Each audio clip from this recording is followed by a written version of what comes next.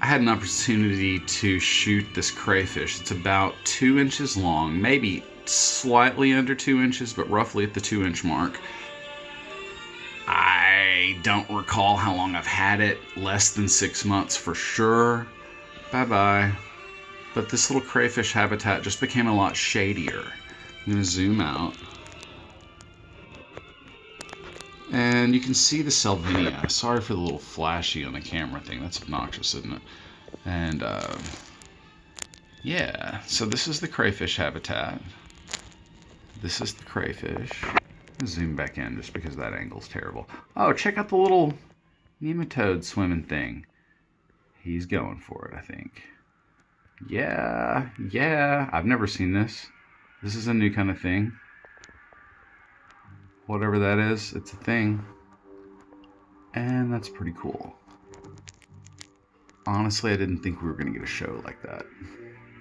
I don't know what that little creature is. I'm assuming it's a nematode of some type, but... Going radio silent for a second. Do you see that thing that I'm talking about? Mm-hmm. Okay. Unradio silent. Like, what?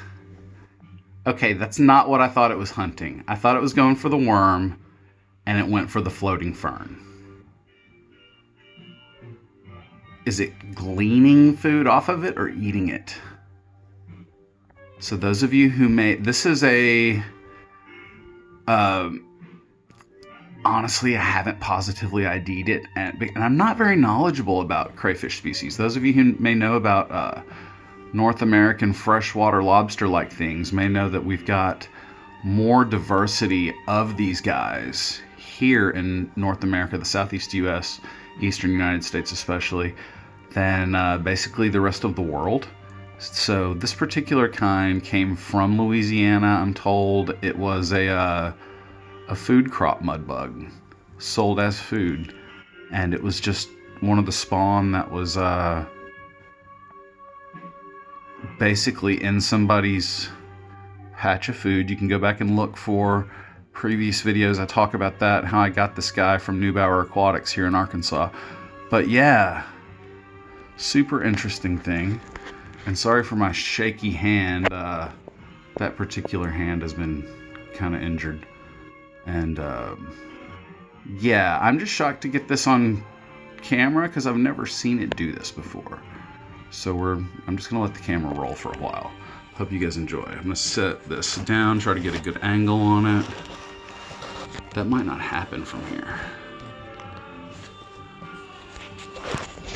So, I'm no longer the camera person, but I'm going to still narrate. It's kind of cool. So, once we get a good fix on this, yeah, we'll just leave that running for a little bit. And... you guys can watch as we guys watch and see how it's behaved. This is different behavior. So, let me talk about that. My buddy Kat has been saying this thing needs more shade, so we just literally put more salvinia in here. And it took... That's going to rotate the whole thing, so let's turn... Yeah, there we go. Yes. So... back to, this is new behavior. We thought it just needed some shade, so we put some more floating plants in here to shade the crayfish. Almost immediately, it came out from its little hole and started exploring. It's never really had anything to fear. The biggest thing it's ever seen in its life were its siblings. So this, I mean, I guess us humans, benevolent creatures, but... yeah, this one doesn't have a lot of fear built in. And we're trying to play with reflections. Sorry, it's just going to be Reflection City for a bit. So, whatevs. That's what we got.